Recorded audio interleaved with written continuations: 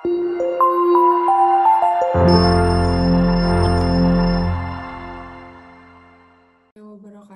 Nama saya Aninda Putriana Ridwan dari Prodi Hukum Angkatan 2017. Hari ini saya akan menjelaskan jurnal spesies saya yang berjudul Penegakan Hukum Terhadap Pelaku Tindak Pidana Penyelundupan Handphone dihubungkan dengan Undang-Undang Nomor 17 Tahun 2006 tentang Kepabeanan. Pendahuluan.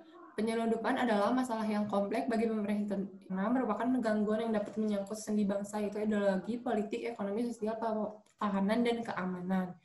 Itu telah menciptakan suatu persaingan tinggi, cepat, mudah, dan murah, tanpa mengurangi keuntungan yang diperoleh oleh para pengusaha distributor itu sendiri. Hal ini merupakan tugas Direktorat Jenderal Bea dan Cukai untuk mengatur masuknya barang dari luar negeri ke dalam negeri atau impor, dan keluar barang dari dalam negeri ke luar negeri atau ekspor.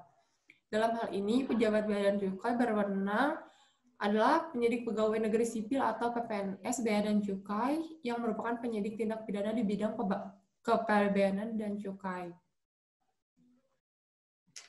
Lalu identifikasi masalahnya berdasarkan latar belakang yang telah diuraikan, maka sebagai berikut, yaitu 1. Bagaimana penegakan Undang-Undang Nomor 17 Tahun 2006 terhadap pelaku penjualan barang black market.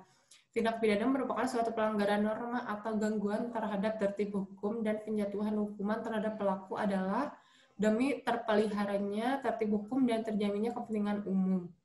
KUHP menegaskan bahwa proses penegakan hukum pada umumnya adalah domain subjektif dari para penegak hukum, polisi, jaksa, dan hakim. Pelaksanaan hukum dalam kehidupan masyarakat sehari-hari mempunyai makna dan artinya sangat penting. Karena itu, yang menjadi tujuan hukum itu terletak pada pelaksanaan hukum itu sendiri. Nah, sumber hukum penerapan pidana terhadap tindak pidana penyelundupan barang adalah Undang-Undang Nomor 17 Tahun 2006, yaitu 1. Undang-undang bersifat lex specialis daripada undang-undang lain terhadap tindak pidana penyelundupan barang.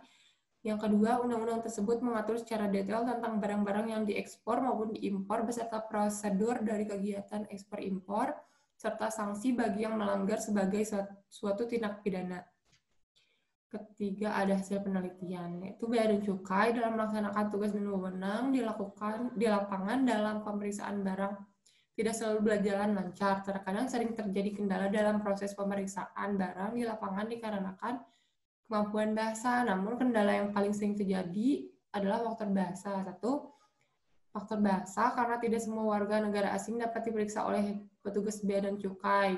Bisa dalam bahasa Inggris, dan tidak semua petugas Bea Cukai menguasai bahasa asing, sehingga menghambat proses pemeriksaan karena kendala komunikasi. Kedua, lemahnya koordinasi dan kerjasama antar petugas dan antar instansi terkait.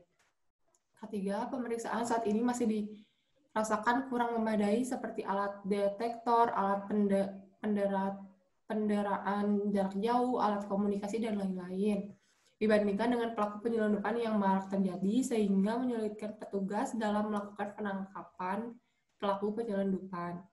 Keempat, kurangnya kesadaran hukum di kalangan masyarakat. Kelima, gagasan tentang kesadaran masyarakat sebagai dasar sahnya hukum positif tertulis ditemukan dalam ajaran-ajaran tentang Rechtsgefühl atau Rechtsbewusstsein, yang intinya bahwa tidak ada hukum yang mengikat warga-warga masyarakat kecuali atas dasar kesadaran hukum yang mengikatnya. Keenam, ketidakpahaman masyarakat terhadap peraturan bea dan cukai.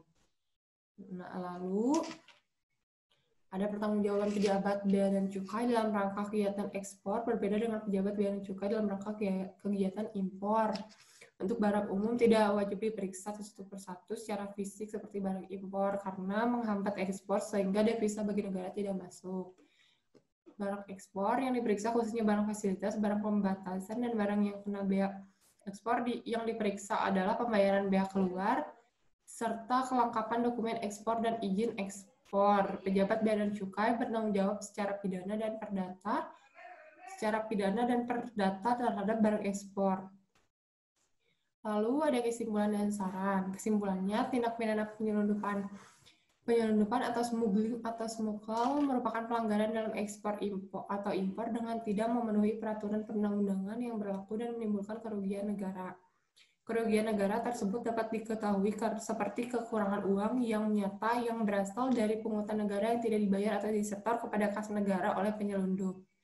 Ketiga, mengenai implementasi sanksi terhadap pelaku tindak pidana penyelundupan diatur dalam ketentuan pasal 103 huruf D Undang-Undang Nomor 17 Tahun 2006 tentang perubahan Undang-Undang Nomor 10 Tahun 1995 tentang kepabeanan yang ancaman hukumannya bersifat alternatif atau kumulatif jika dikaitkan dengan situasi dan kondisi pertumbuhan keuangan negara. Penerapan sanksi pidana yaitu berupa pidana penjara dan pidana denda yang bersifat kumulatif.